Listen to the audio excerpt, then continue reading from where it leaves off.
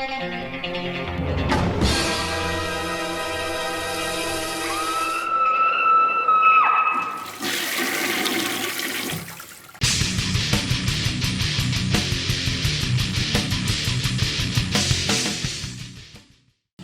up, everyone? Thralls Metal here once again.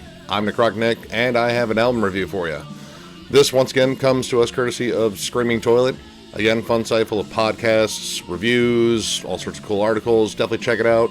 Be a link to the site in the description below, of course. So today I am reviewing Void of Silence's most recent album, The Sky Over. This actually came out in 2018 on Avant-Garde Music. This is a funeral doom / ambient doom band that formed in 1999. This is their 5th full length, and they are from Rome, Italy. To be honest, I really don't know much about this band outside of just what I could find on Encyclopedia Metalum, and I'm not necessarily the biggest connoisseur of funeral doom, but I'm always down to jam some new stuff and expand my horizons, so I'll have to say this was a very interesting listen. The opening track, The Void Beyond, instantly kind of opens up with a slow-building synth section, and really has this amazing, dense, layered production to it. The production, I think, is really flawless. For as layered as it is, everything is clearly separated, and it sounds really fantastic. Now, this first track is over 16 minutes long, and in between these tracks, there are interludes that are about 2 or 3 minutes, and then each of the main tracks on here range from 16 minutes to 15 minutes, and there's even a 7-minute closer on here. So we're talking long, drawn-out tracks, much in the tradition of Funeral Doom anyway, because that's kind of what their thing is, just build these long, giant, sullen opuses. Now, the guitars in this track don't come in until around the 3.5-minute mark, and by then it really has this kind of cool cinematic quality to it. It almost reminds me of, like, horror or sci-fi. It's a lot of soundscape building and really just filling up every possible moment with some sound. And it's a really kind of a cool effect. When the rest of the band actually comes in, it almost comes across as like a Funeral Doom version of Pink Floyd. The vocals, on the most part, are sung. There are a few moments where they growl, but it's really just sort of pockmarked on the CD, just a few moments here and there. And honestly, I kind of wanted to see a little bit more of the harsh vocals in contrast to the clean vocals. The clean vocals are good. They kind of remind me of, honestly, Michael Keane from The Faceless when he sang, at least in the studio, where he sounded a lot better. Seeing him live, he didn't sound that great. But they're well executed, but I would have liked to see the contrast between the growls and the singing more, because I thought that really kind of amped up the heaviness.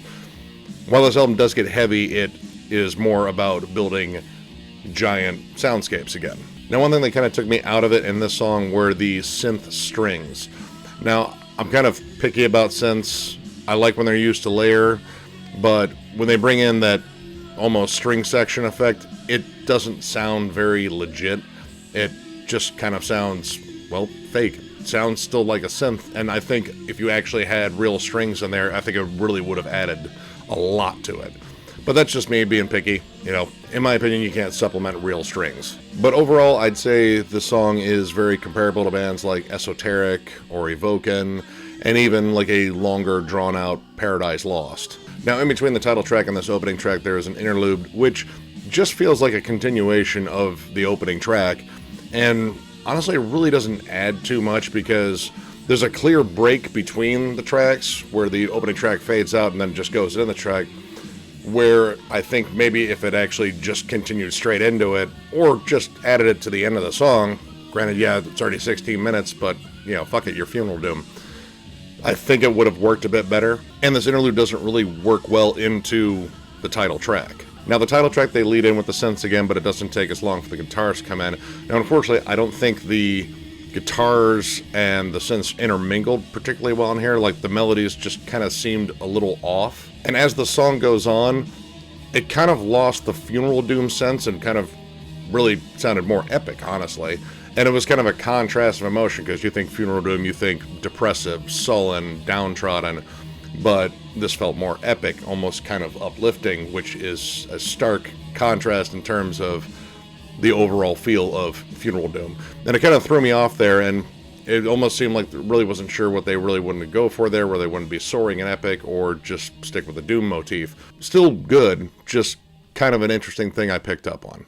Now the song brings in some really nice dissonant riffing and then moves into a instrumental bridge around the 5-minute mark, which I thought was really good. My only complaint was the synths rarely take a break on this. They are prevalent in almost every moment on here, which is cool. I mean, you're trying to build an ambient atmosphere, and that seems pretty necessary. But in this moment, I think maybe if they were dialed down a bit and you could hear the guitars a little bit more, it might have actually stood out a bit, because it's just kind of a wash of synths right there. And then even maybe moving into the next section, slowly bring up the synths in the mix again as the guitar keeps going, and then boom, you have a really cool dynamic moment. That was just me picking it apart, but honestly I think maybe this moment would have stood out just a little bit more for me if they had done that a little bit. Now this song also brings in some electronic drums, or at least they sounded electronic. And honestly, if you bring down the guitars a bit, or even just change the tone to a more clean tone, you almost would have had a doomy Peter Gabriel song, which is cool because I love Peter Gabriel.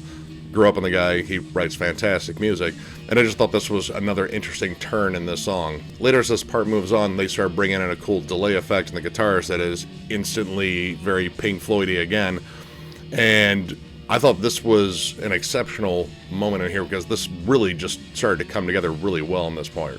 Now they throw in the harsh vocals again for a second around the 11-minute mark and kind of immediately abandon them, which again I think they should have brought in a few more harsh vocals on here because they really stand out as just these small moments on here.